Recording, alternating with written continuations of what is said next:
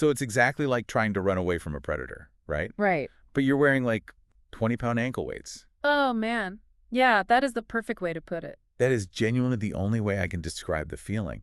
Because you know you need to move. You know the exact direction you are supposed to be going. But every single step feels so impossibly heavy that eventually you just want to lie down in the grass and let the tiger eat you. You just give up. You completely give up. And if you are listening to this right now, I am willing to bet you know exactly what I'm talking about. It's that feeling that haunts, well, pretty much almost every adult at some point. Usually at like 2 in the morning. Exactly, at 2 a.m., when you're just staring at the ceiling, calculating how much you spend on groceries. Yeah. And mentally shifting money between your checking and your savings accounts. Trying to make the math work in your head when you should be sleeping. Right. And it leads to this ultimate, deeply frustrating question. Why is saving money so incredibly difficult? It's the million-dollar question.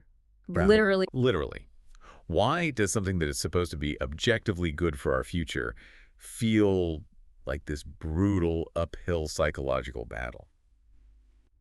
So for this deep dive today, we are taking a massive stack of notes, and I mean massive. It's a very big stack. We've got everything from behavioral economics and modern psychology to ancient historical texts and consumer philosophy. And the mission today is to synthesize all of this to basically crack the code on our own financial self-sabotage. Because if you just look at the raw math, it really shouldn't be an uphill battle at all. I mean, grade school subtraction is not complicated. Right. Income minus expenses. Exactly. And yet, we tend to view our financial struggles as this deep failure of character. You really do. We think, oh, if I just had more willpower or, if I wasn't so weak, I could just stick to this budget. We moralize it. Like it's a sin to buy a coffee. Right. But when you step back and really synthesize all this research from these different fields, you realize the game is entirely rigged against you. Completely rigged. Your brain's evolutionary biology, your early childhood programming, and the entire modern consumer ecosystem are fundamentally and frankly aggressively incompatible with the act of saving money. Okay, I want to break down those 3 pillars, starting with the biology piece. Because the traditional financial advice we hear everywhere, I mean, from your uncle at Thanksgiving to the thousands of finance gurus online, it's basically always the same thing. Spend less than you earn. Right, spend less than you earn, make a spreadsheet, be rational. But looking at this research, especially the work of Richard Thaler, that advice seems completely divorced from reality. It is entirely built on a fantasy of human behavior. So Thaler, who actually won the Nobel Prize in behavioral economics, he deconstructs this whole idea in his book Misbehaving. Such a good pick. It's brilliant. And he points out that standard economic models are designed for a fictional species. He calls them Homo economicus, or econs for short. Econs. Okay, so what exactly is an econ? Think of econs like Mr. Spock from Star Trek. Oh, right. Very logical. Completely logical. They are cold-blooded, emotionless, hyper-rational optimizers. So if an econ is presented with a chart showing that saving, say, $100 a month will yield massive compound interest over 40 years, the econ just instantly recalculates its life trajectory. Like a computer. Exactly like a computer. It adjusts its behavior, and it executes the plan flawlessly without a single second thought. Well, I am definitely not an econ. I don't think any of us are. I mean, I can look at that exact same compound interest chart, understand the math perfectly, feel this huge surge of motivation, and then like immediately open another tab and buy a shockingly expensive vintage jacket on Instagram just because I had a stressful Tuesday. Which makes you a human with a capital H. Capital H, heavily flawed. Right, because humans have emotional baggage, we have biases and passions, and we have really bad days. And as Thaler points out, humans do a whole lot of misbehaving. Hence the title of the book. Exactly. But the core reason we misbehave isn't because we're stupid. It's because our biological hardware is just severely outdated for the modern financial world. This is where Emma Edwards' stuff comes in, right? Yes, Emma Edwards touches on this brilliantly in her work on financial psychology. You really have to remember the environment in which the human brain evolved. For hundreds of thousands of years, our evolutionary prime directive was immediate survival. Like make it to tomorrow. Just don't die today. You needed to conserve energy and consume resources the absolute second you found them. Because if you're like a hunter-gatherer in the Pleistocene era, and you stumble across this bush full of incredibly calorie-dense berries, setting up a diversified, long-term berry portfolio for your retirement is a terrible strategy. You would literally die. Right. The berries would rot, or a competing tribe would steal them, or a bear would just eat you while you were trying to sort them into little piles. Exactly. So our brains actually had to evolve to value the present moment exponentially more than some abstract future. So planning for the future was biologically selected against. Yes. That concept in behavioral economics is known as hyperbolic discounting. Hyperbolic discounting. Right, but your berry analogy is really the perfect way to understand it. We heavily discount the value of a reward the further away it is in time. Because tomorrow isn't guaranteed. Exactly. Asking your primitive, survival-driven brain to genuinely care about a retirement plan in the year 2065 is asking it to perform an evolutionary short circuit. It just fundamentally doesn't compute. It doesn't, and this biological mismatch creates what is arguably the most powerful psychological trap in all of finance, which is loss aversion. Oh, man. Let's dig into loss aversion. Yeah. Because this was a huge light bulb moment for me when we were doing the reading for this deep dive. It changes how you see everything. It really does. I always thought saving money was supposed to feel good. Yeah. You know, like you're building a safety net. You're being responsible. But loss aversion explains why it actually feels terrible. Can you break down the mechanics of what is actually happening in our heads? Sure. So researchers have found that for humans, the psychological pain of losing something is about twice as intense as the pleasure of gaining that exact same thing. Twice as intense. Yeah. So imagine you are walking down the street and you find a crisp $100 bill on the sidewalk. I would be thrilled. Right. You get a nice hit of dopamine. You feel lucky. It's a great moment. Now, imagine the exact reverse of that.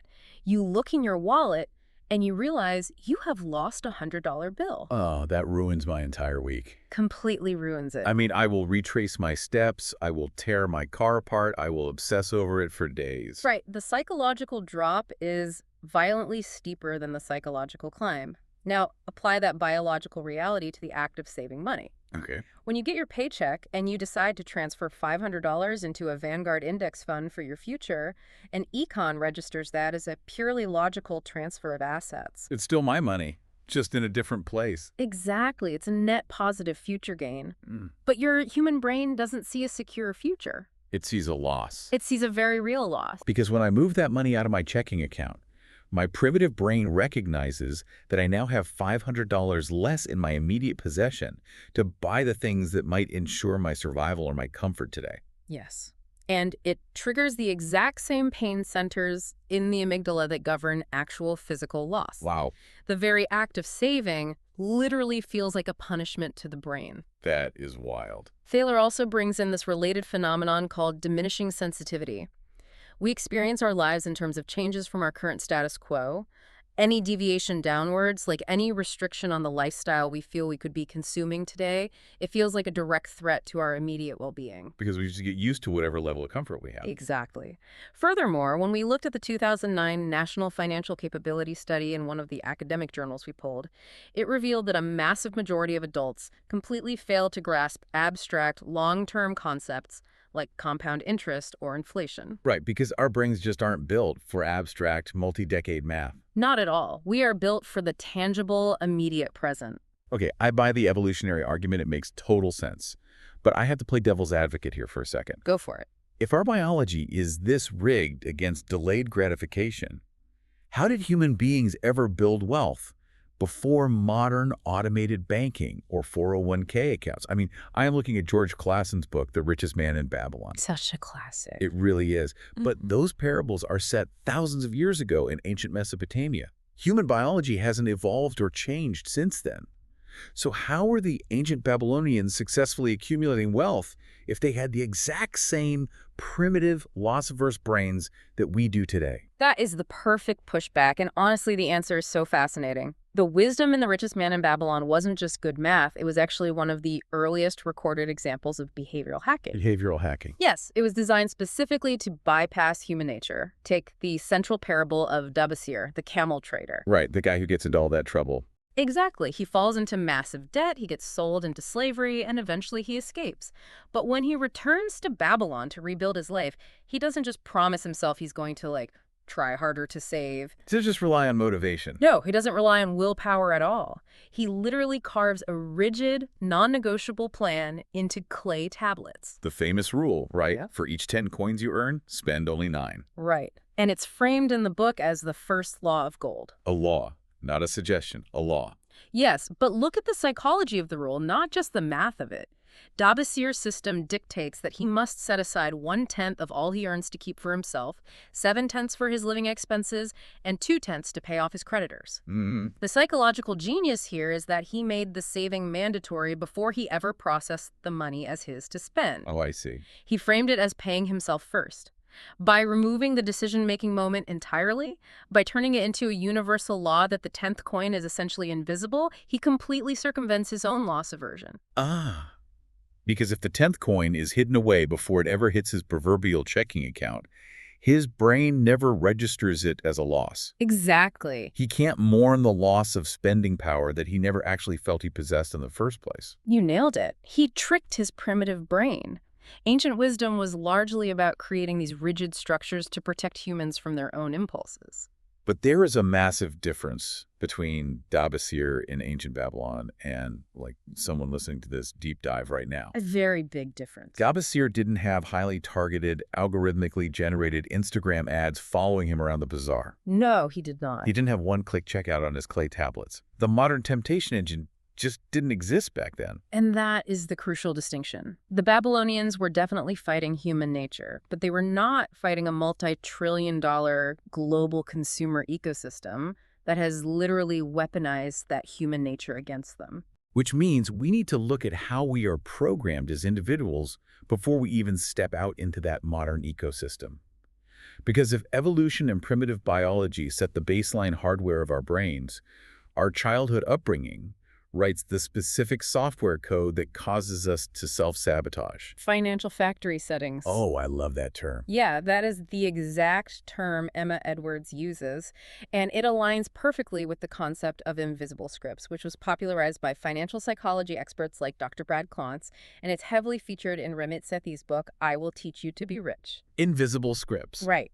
The research in developmental psychology shows that by the time we are just 6 or 7 years old, we have already developed a comprehensive, deeply ingrained mental library about how money works. 7 years old. By 7, and this is entirely based on observing our parents and our immediate environment. Think about that for a second. At 6 or 7 years old, most of us barely know how to tie our shoes or read a clock. But our nervous systems are just silently recording data.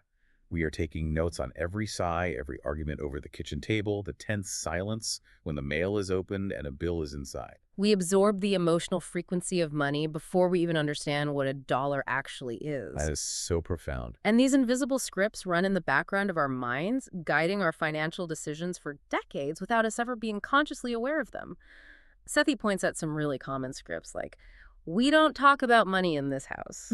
Which just teaches a child that money is shameful. Exactly. Or rich people are greedy and corrupt, which teaches a child that acquiring wealth makes you a bad person. Or the most common one, honestly, people like us don't get wealthy, we just have to work hard to survive. Okay, so if I am walking around in my 20s or 30s with that specific script running in the background, the idea that people like us just struggle, how does that actually manifest when I get a raise or when I finally have a chance to build up my savings? It manifests as learned helplessness and highly effective subconscious self-sabotage. Self-sabotage. Big time. Edwards explains that if your formative years taught you to view money as a source of inherent conflict, stress, or scarcity, your brain adopts that state as its baseline reality. It becomes your comfort zone. The stress isn't comfortable. Not consciously, no, but subconsciously it feels familiar. And the human brain vastly prefers familiar pain over unfamiliar territory. Wow. If your financial comfort zone is struggle, your subconscious will actively work to return you to that state whenever you deviate from it. Let me make sure I'm really wrapping my head around this. Yeah. Are you saying that if we start doing well financially, we will actively ruin our own lives just to feel quote-unquote normal again? We literally rid ourselves of money. Consciously, you might be desperate to build a savings account. You might read all the blogs, you might listen to all the deep dives. But subconsciously, if seeing a large balance in your checking account feels threatening. Because it violates the script. Right. Maybe it triggers guilt because your parents are still struggling, or it violates your script that you aren't a rich person.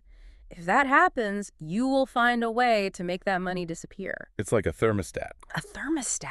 Yeah, like if the room gets too warm, meaning if we get too financially secure, the AC just kicks on and blows all our money on something completely unnecessary just to bring the temperature back down to broke. The thermostat is the perfect analogy, and the ways we lower the temperature are incredibly sneaky. Because we don't realize we're doing it. Right. You won't just burn the money in the backyard. Yeah. You will suddenly have an emergency car repair because you neglected basic maintenance for a year. Oh, that's a good one. Or you will feel this overwhelming urge to be overly generous and pay for everyone's expensive dinner, convincing yourself you're just being a good friend. Right, covering the whole tab. Or you will engage in emotionally charged retail therapy. You will systematically dismantle your savings to return to your financial factory settings, all while telling yourself you just had bad luck this month. That is terrifying, because it means the call is coming from inside the house. It really is. But this isn't just a phenomenon for people who grew up below the poverty line, right? Because Thomas Stanley's work in The Millionaire Next Door paints a very different picture of who is actually broke in this country.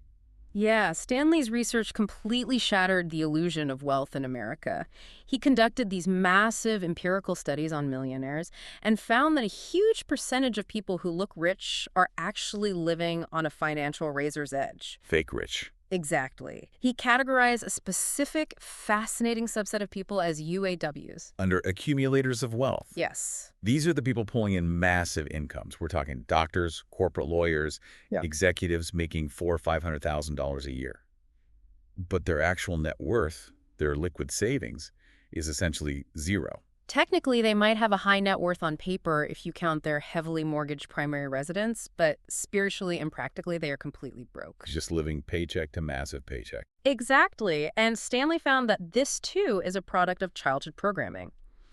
UAWs usually learn their financial scripts from parents who might have been professionals of modest income, but who were absolute experts in expending resources. Meaning the parents set the message that the entire purpose of money is to immediately convert it into high-status artifacts. Yes. Cars, watches, country club memberships. Precisely. For a UAW, any pending increase in income is immediately earmarked for consumption before the money even clears the bank. They will spend an anticipated tax refund on a vacation 3 months before they even file their taxes. That is so stressful. They have high incomes but terrible balance sheets because their invisible script demands that they perform their wealth for the benefit of their neighbors. Stanley uses a phrase from Texas to describe this that I absolutely love. Big hat, no cattle? Yes. Big hat, no cattle. You look like a wealthy rancher, you've got the boots and the hat, but you don't actually own any cows. It's all just for show. I think of it like putting a custom $20,000 paint job and a massive spoiler on a car that has no engine inside. Right. It looks incredible parked on the street. Your neighbors are super jealous. But the second you need it to actually take you somewhere, like surviving a medical emergency or a sudden layoff, it can't move an inch. It's completely useless when you actually need it. Which makes me wonder, how much of our struggle to save money is purely driven by this desperate need to prove to other people that we aren't poor? A massive, almost incalculable amount. And this perfectly bridges our internal psychological flaws with the external reality of the modern world. Vicki Robin explores this deeply in her book, Your Money or Your Life. Such an eye-opening book. It really is. We project incredible psychological weight onto money. We use it to fulfill our fantasies, to allay our deepest insecurities, and most importantly, we use it to buy social acceptance. Because to be excluded from the tribe is a death sentence to the primitive brain. Right. If you go back to the Pleistocene era again, if your tribe decided you were weird or low status and they kicked you out of the cave, you died of exposure or starvation. You literally did not survive on your own. So keeping up with the Joneses isn't just shallow ostentation. It is a profound biological survival mechanism. We buy things to signal that we belong to the group so the group will protect us. Okay, let's take a breath and really look at the horrifying picture we've painted so far. It's pretty bleak. We're walking around with primitive brains that process the act of saving as physical pain. We are running on childhood operating systems that actively sabotage our success to keep us in our comfort zones. And we have a deep biological panic response that forces us to buy status symbols so our tribe won't abandon us. Yeah. And then with all of those vulnerabilities, we step out of our front doors into the modern world. And the trap snaps shut. We have all this evolutionary and psychological baggage, and we now live in a society that has been meticulously, scientifically engineered over the last century to exploit every single one of those vulnerabilities. Let's transition into that, the consumer ecosystem. Because reading Vicki Robin's Your Money or Your Life, there was a moment regarding the word consumer that completely stopped me in my tracks. It's a great section. We use this word constantly. Consumer confidence is up, consumer spending is down, I am a consumer. But when you actually look at the root of the word, it's incredibly dark. It reveals the entire game. Robin points out that in industrialized nations, people used to be referred to simply as citizens or workers. But gradually, our primary economic identity shifted to consumers. Right. And if you look up the dictionary definition of the verb consume, it doesn't mean to buy. It means to use up, to waste, to destroy, and to squander. To destroy. Think of a fire consuming a forest or a disease consuming a body. To destroy and squander. That is literally how the global economy views our purpose. We are just the mechanism that destroys resources to keep the gears turning. And Robin explains that this wasn't an accident. It was a deliberate cultural shift. How so? By the early 1920s, the Industrial Revolution had become almost too successful. Factories were incredibly efficient at producing goods, shoes, clothes, appliances.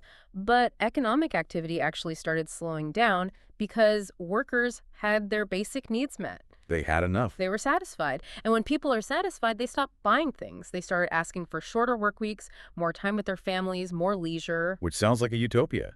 We solved the production problem, now we could just chill out and enjoy our lives. But the industrialists panicked. If people stopped squandering their money on things they didn't need, the factories would stop growing, the economy would stall. So they had to change human behavior. Exactly. A conscious, coordinated effort was made to shift the culture. Advertising, spearheaded by figures like Edward Bernays, stopped being about utility. It used to be, buy this car because it is durable. Right. It will get you from point A to point B reliably. But it shifted to being about psychology and status. Buy this car to show your neighbors you are a huge success. We had to be trained to feel perpetually dissatisfied with what we had. Manufactured discontent. The entire advertising industry became the art of manufacturing desire where none existed before. They essentially built a giant wanting machine. And if the 1920s laid the foundation for this wanting machine, the modern internet and social media gave it, like nuclear capabilities. Oh, absolutely. Emma Edwards' notes on this are so sharp. She talks about how technology has entirely eradicated the friction between wanting and having. She called it the immediacy trap. Historically, even if the 1950s ad men convinced you that you desperately needed a new washing machine, there was immense friction between that desire and the actual purchase. Right, you couldn't just snap your fingers. Yeah. No, you had to save the cash, physically drive to a department store, talk to a salesman, arrange delivery. That's a lot of steps. And that friction gave your rational brain, the econ side of you, days or weeks to intervene and ask, wait, can I actually afford this? But today, there is zero friction. None at all. It is terrifyingly seamless. Edwards points out that you could be lying in bed, feeling slightly depressed, just scrolling on TikTok. You see an influencer using a skincare product, and before their 15-second video is even over, you have double-tapped your phone screen, used facial recognition to pay with a credit card whose balance you haven't even checked, and the product is scheduled for next-day delivery. Your rational brain literally does not have the time to boot up. It's purely reactive. Edwards has this wonderful analogy for this. She says our brains on social media are like a game of hungry-hungry-hippos. Yes, you're just mashing the lever. Chomping, chomping, chomping, trying to swallow every little plastic marble of dopamine you can find. It's so true. We are overstimulated and totally addicted to the cycle of instant gratification. Just think about ordering food delivery. When I order Uber Eats, the 20 minutes of watching the little car icon on the GPS map get closer to my house is actually way more exciting than eating the lukewarm fries once they arrive. Because the dopamine is in the anticipation, not the reward itself. Exactly. Once you actually possess the item, the thrill evaporates, and the wanting machine needs a new target. And social media amplifies this through a concept called relative deprivation. Relative deprivation. Yeah. A U.S. study by one poll found that nearly half of the respondents reported going into debt specifically to buy something they saw on social media. Half of them? That's wild. They are constantly, unceasingly exposed to the highly curated, impossibly perfect highlights of everyone else's lives. It triggers that primitive fear of exclusion we talked about earlier. We feel deprived, but we don't feel deprived because we lack actual food or shelter. We feel deprived because we see a 22-year-old on Instagram organizing her custom walk-in pantry with perfectly matching bamboo and glass jars. And suddenly, our perfectly functional kitchen feels like a glaring symbol of our personal failure. Which leads straight into one of the most insidious psychological phenomena we pulled from these sources, the Diderot effect. I love the Diderot effect. Once you learn about this, you will see it everywhere in your life. Walk me through the mechanics of it. The Diderot effect is named after the French philosopher Denis Diderot. He lived his whole life in poverty, but suddenly he acquired a large sum of money and bought himself this beautiful, elegant scarlet robe. A very nice treat. Right. But when he put the robe on and sat down in his study, he realized that his desk looked incredibly shabby next to his beautiful new robe. It didn't match the vibe anymore. Exactly. So he bought a new desk, but then the tapestry on the wall looked old next to the desk, so he bought a new tapestry. Then a new chair. It just never ends. The psychological spiral of consumption occurs when introducing one new, shiny possession into your life throws your entire environment out of aesthetic balance, demanding a chain reaction of further purchases. I have lived this exact scenario. I think we all have. I decided to upgrade my living room, so I bought a really nice, expensive rug. I lay it down on the floor, and immediately my couch, which I have loved for 5 years, which is perfectly comfortable, looks like an absolute piece of garbage sitting on this pristine new rug. The rug ruins the couch. It ruined it, so I go into debt to buy a new couch. But now the couch is a cool gray, and my coffee table is warm wood tone, so they clash. Now I need a new coffee table.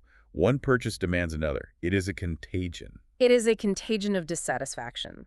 Edwards notes that this happens heavily in modern fitness and wellness culture. Oh, for sure. You decide you want to get in shape, so you buy a $20 PDF workout guide, but doing the guide makes you realize your old gym clothes are mismatched and ugly. So you buy the matching sets.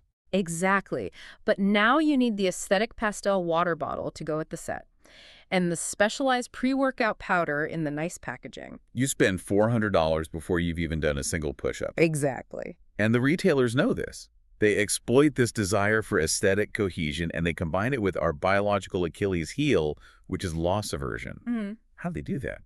Artificial scarcity. Yes. When you are hovering over the buy button for that new coffee table and the website suddenly flashes a red banner that says only 3 left in stock, or a countdown timer starts ticking down from 2 hours, they are actively hacking your primitive brain. They were triggering FOMO, fear of missing out. But FOMO is really just loss aversion in a trench coat.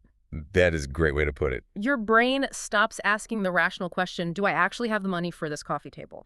And it starts screaming, if I don't input my credit card right now, I'm going to lose the opportunity to possess this item forever. And losing something hurts twice as much as gaining it. Right. The perceived threat of loss floods your amygdala, it shuts down your prefrontal cortex, and you hit checkout. It is psychological warfare. Okay, so let's assess the battlefield here.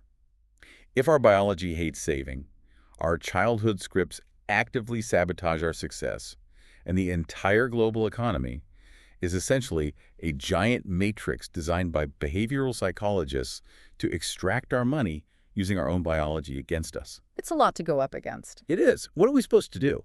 Is sitting down on a Sunday with a spreadsheet and trying to just budget a completely useless exercise in willpower? Are we doomed? If you rely purely on willpower and math, yes, you are almost certainly doomed. Well, that's depressing. I know, but listen. Willpower is a finite resource, and it depletes throughout the day. By 8 p.m., your willpower is gone, and the wanting machine is still running at full speed. This is the great pivot in our understanding of personal finance. We have to stop fighting a psychological war with math and start fighting psychology with psychology. Which brings us to the most practical part of our discussion today, which is hacking the system. I want to look at how different experts approach this, specifically Dave Ramsey in The Total Money Makeover and J.L. Collins in The Simple Path to Wealth. Two very different guys. Extremely different. They have completely different investment philosophies, but they agree entirely on the myth of willpower. Ramsey is incredibly blunt about this. He states that personal finance is 80% behavior and only 20% head knowledge. 80% behavior. Right. If accumulating wealth were just a math problem, nobody would be in debt. We all know the math. Eat less, exercise more, spend less, save more. The problem isn't the math, the problem is the human being looking at the math. Right. Emma Edwards points out that when we build traditional budgets, we usually do it using what she calls artificial motivation. Artificial motivation. What does it mean exactly? It means you sit down at your kitchen table on a highly motivated Sunday morning, you're drinking your coffee, the sun is shining, and you build a budget for a fantasy self. Oh, no. A fantasy self. Yes. You project a version of yourself for the next month who is essentially an econ. This fantasy version of you never gets tired, always meal preps on Sundays, never wants a drink after a long day at work, and has zero emotional impulses. Feels like a boring person, honestly. But they budget every dollar flawlessly. The problem is the fantasy self does not exist. Tuesday night rolls around, you had a brutal day at work, you're exhausted, the artificial motivation has completely evaporated, and the real you abandons the spreadsheet and orders $40 of sushi. Because the budget relied on a version of me that only exists when I am perfectly rested and caffeinated. Exactly. So how do we hack the real us? The exhausted, impulsive us.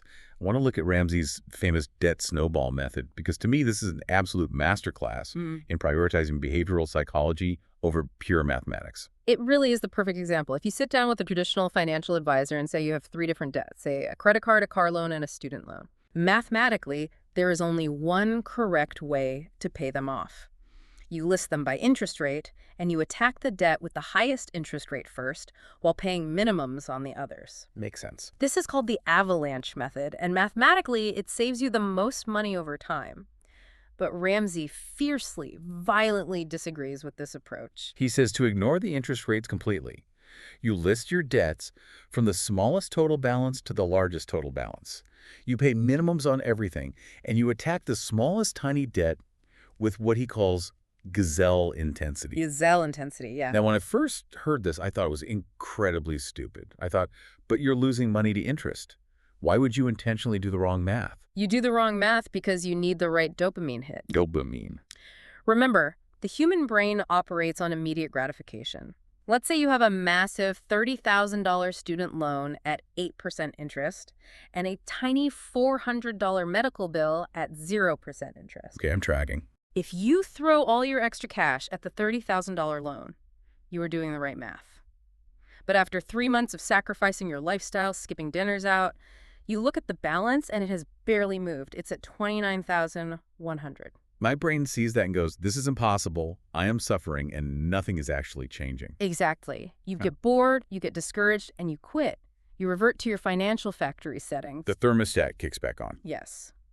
But if you attack the $400 medical bill first, you pay it off entirely in 2 weeks. You draw a thick red line through it on your fridge, it is gone forever. You get a massive, tangible, psychological win. You feel powerful. It feeds the primitive brain. It says, look, I hunted the mammoth, I got a reward. Precisely. You take the money you were paying on the small debt, you roll it into the payment for the next smallest debt, and the snowball grows. It's pure behavioral modification. You are engineering small, quick wins to trick yourself into sustained motivation. Momentum matters infinitely more than the raw math. That is absolutely brilliant for getting out of debt. But what about saving for the future? How do we hack the primitive brain so that the act of saving doesn't trigger that agonizing loss aversion? This is where Richard Thaler's work just blew my mind. I want to talk about his concept called Save More Tomorrow, because it is so incredibly elegant. It is arguably one of the most successful behavioral interventions in the history of economics. That's a big claim. It's true. Thaler and his colleague Shlomo Benartzi were looking at corporate 401k programs. They knew that if you walk up to an employee today and say, hey, you need to increase your retirement contribution by 3% starting on your next paycheck, the employee's brain instantly rebels. Because their take-home pay is going to drop immediately. Exactly. Loss aversion kicks in. It feels like a pay cut. So they refuse.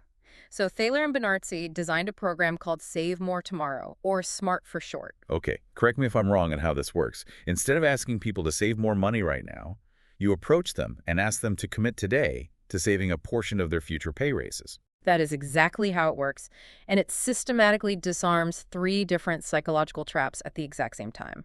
3 of them. Yeah. First, it mitigates present bias. Because the decision doesn't take effect until some abstract date in the future when they get a raise, the primitive brain doesn't view it as an immediate threat. It feels totally painless to commit future you to doing something hard. Right, because future me is an econ.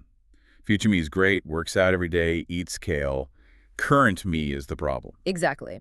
Second, and most importantly, because the increased savings only kick in concurrently with a pay raise, the employee's actual take-home pay never drops.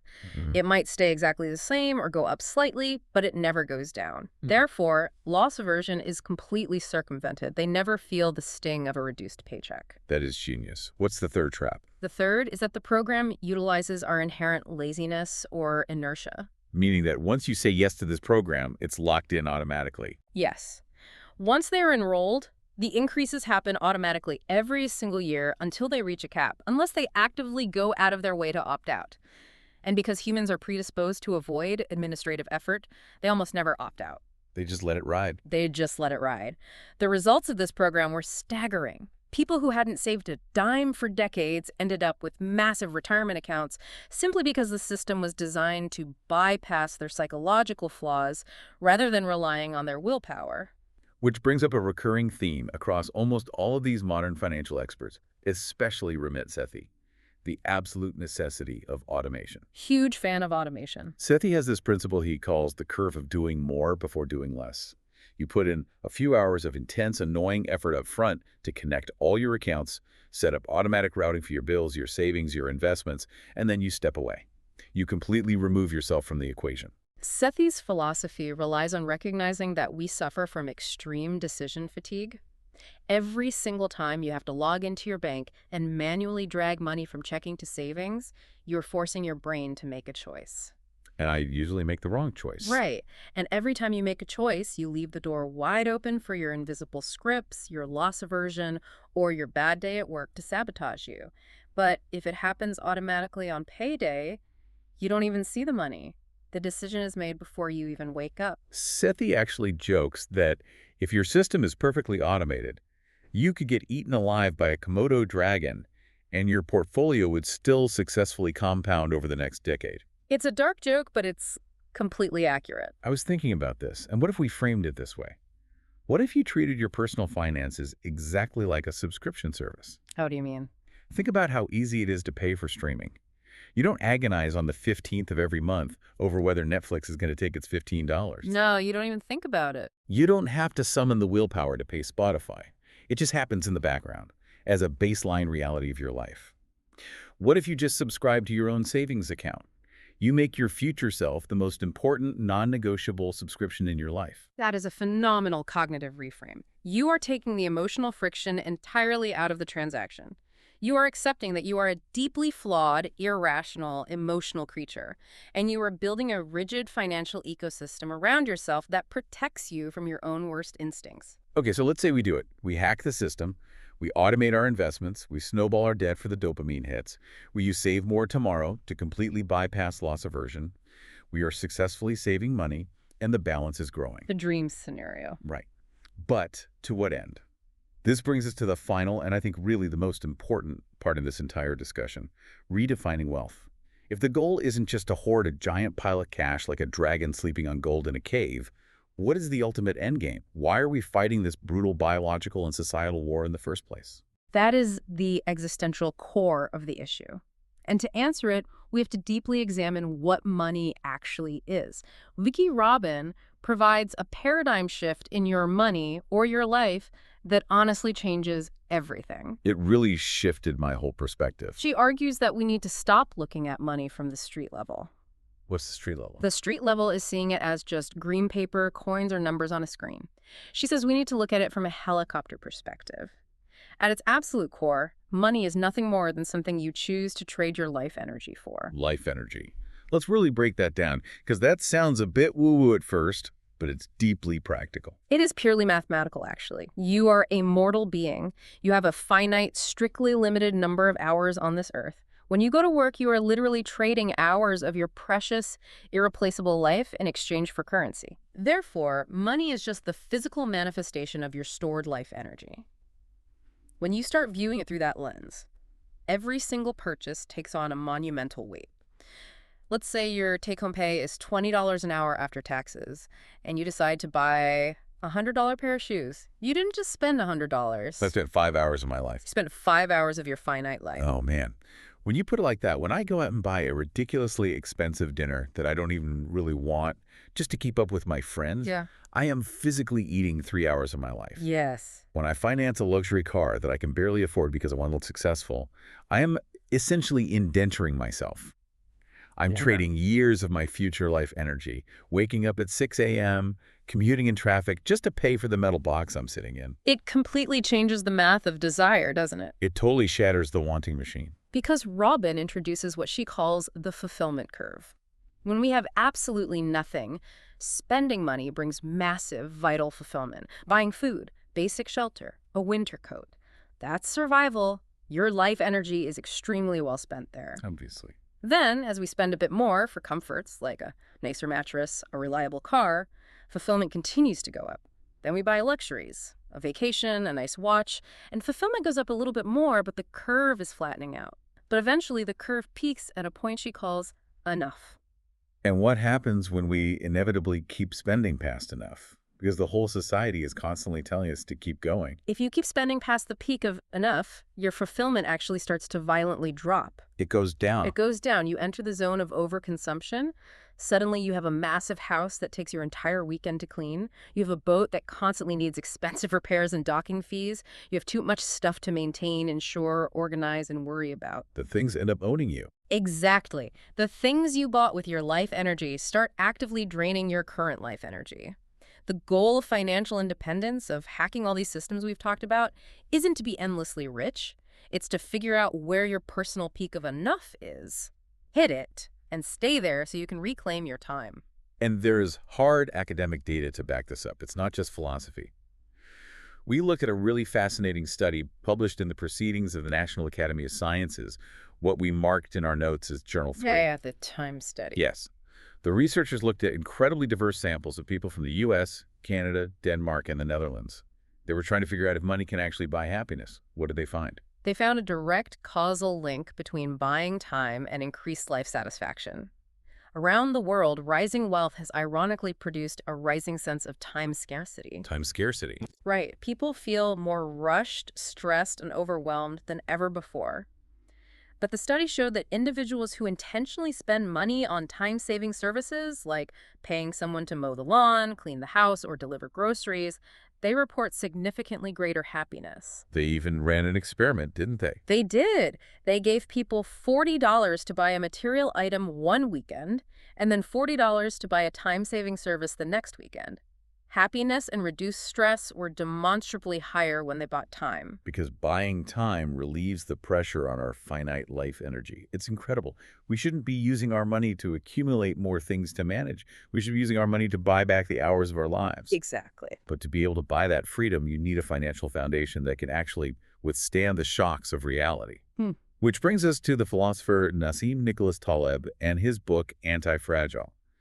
Now, this is a pretty heavy philosophical concept, but how does it apply to our savings accounts? Taleb introduces a spectrum of how things respond to stress and chaos. A glass teacup is fragile. If you drop it, it breaks under stress. Right. A solid rock is robust. If you drop it, it resists the stress and stays exactly the same. But Taleb says there is a third incredibly powerful category, which is the anti-fragile. Anti-fragile. These are things that actually benefit from shocks, volatility, and chaos. Evolution is anti-fragile. The human immune system is anti-fragile. It gets stronger when exposed to pathogens. Okay, I understand the concept, but how on earth do we make our personal finances anti-fragile? I don't want my bank account exposed to pathogens. You do it by utilizing what Taleb calls the barbell strategy. Imagine a barbell with weights on both extreme ends and nothing in the middle. Taleb argues that you should play it insanely paranoidly safe on one extreme and take aggressive, calculated risks on the other, while completely avoiding the moderate middle where most people get wiped out. So what does that look like in practice? In personal finance, building the safe side of the barbell means creating an ironclad emergency fund and aggressively eliminating all consumer debt. That is Dave Ramsey's domain. That is your ultra-safe, untouchable foundation. Because if you have zero debt and 6 months of living expenses sitting in cash, a recession, a global pandemic, or a sudden job loss doesn't crush you. You are robust. You can weather the storm without panicking. Exactly. But being robust isn't enough. To become anti-fragile, you use the immense psychological security of that cash buffer to take wild asymmetric risks on the other side of the barbell. Because you aren't terrified of going hungry. Right. You have the freedom to quit a toxic corporate job to start a business. You can invest aggressively in equities. You can take a 6-month sabbatical to write a book or move across the country for a crazy opportunity. The extreme safety of your savings allows you to expose yourself to massive positive upside. What Taleb calls positive black swans. Yes. Suddenly, the chaos of the world becomes an opportunity rather than a threat. But there's a massive catch to all of this accumulating and saving, right? Bill Perkins writes about this in his book Die with Zero, and it really challenged my thinking. It's a very controversial book in the personal finance space. It is, but it makes so much sense. Because once you successfully build this barbell, once you finally reprogram your childhood scripts and train your brain to bypass loss aversion and save automatically, you can actually get trapped in the saving phase forever. Yes. Perkins warns about the intense danger of inertia. If you spend 3 decades as a diligent ant, saving every penny, investing in index funds, and endlessly delaying gratification, that behavior becomes your new invisible script. The thermostat has been permanently reset to saving. Right. When you finally reach the age or the wealth level where you should transition into the decumulation phase, where you should actually start spending the money to enjoy your life, you find that you psychologically cannot do it. Because old habits die hard. The fear of running out of money, which Perkins calls longevity risk, completely paralyzes people. They are so terrified of being poor at 90 that they live like they're poor at 60. It's tragic, honestly. So they just keep hoarding and hoarding until they die, leaving massive investment accounts behind, while having completely deprived themselves of rich, meaningful experiences when they were young and healthy enough to actually enjoy them. Perkins argues that the ultimate goal of personal finance should not be to die as the richest corpse in the graveyard. The goal should be to die with zero, or as close to it as responsibly possible, by optimizing your life for fulfillment, not just blind wealth accumulation.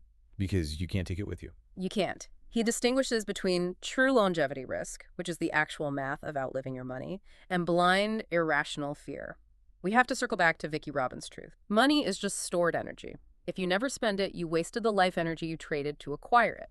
The goal is to eventually consciously transition from accumulating money to accumulating life experiences. It is the ultimate irony of the human condition, isn't it? What's that? Well, we spend our entire adult lives stressed, sweating, fighting our spouses, and losing sleep over losing money.